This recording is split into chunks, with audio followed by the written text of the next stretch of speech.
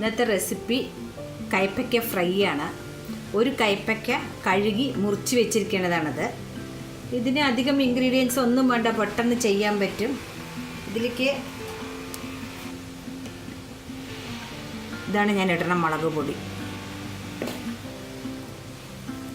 കുറച്ച് ഉപ്പ്, പാകത്തിന് മഞ്ഞൾപ്പൊടി. ഇത് മൂന്നും കൂടി ഒരു 10 മിനിറ്റ് തിരുമ്പി കൈ കൊണ്ട് തിരുമ്പിയിട്ട് നമുക്ക് കുറച്ച് കഴിഞ്ഞിട്ട് ഫ്രൈ ചെയ്തെടുക്കാം. ഇതെല്ലാവർക്കും ഇഷ്ടപ്പെടുന്ന ഒരു റെസിപ്പിയാണ്, അധികം പേർക്കും ഇഷ്ടമുണ്ടാവും. ഇതൊരു 10 മിനിറ്റ് വെച്ചിട്ട് നമുക്ക് ചെയ്യാം. ഒരു പാനിൽ കുറച്ച് എണ്ണ വെച്ചിട്ടുണ്ട്. നമ്മൾ മുളക് തിരുമ്പി വെച്ച കൈപ്പയ്ക്ക അതിലിടുക.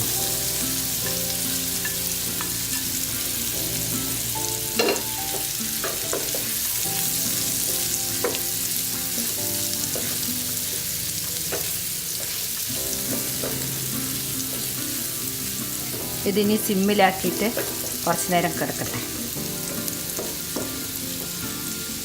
നമുക്കിതൊന്ന് തുറന്ന് ഇളക്കി കൊടുക്കാം.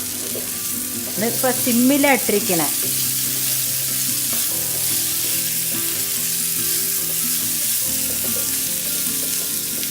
നല്ല റോസ്റ്റായിട്ട് വരും അത്.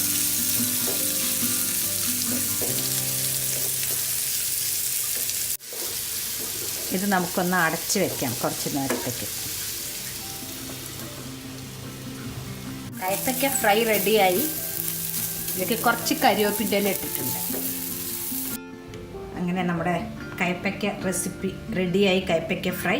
നിങ്ങളെല്ലാവരും ഇത് ട്രൈ ചെയ്ത് നോക്കണം. വളരെ സിമ്പിളാണ്, 10 മിനിറ്റ് കൊണ്ട് ചെയ്യാൻ പറ്റും എല്ലാവർക്കും.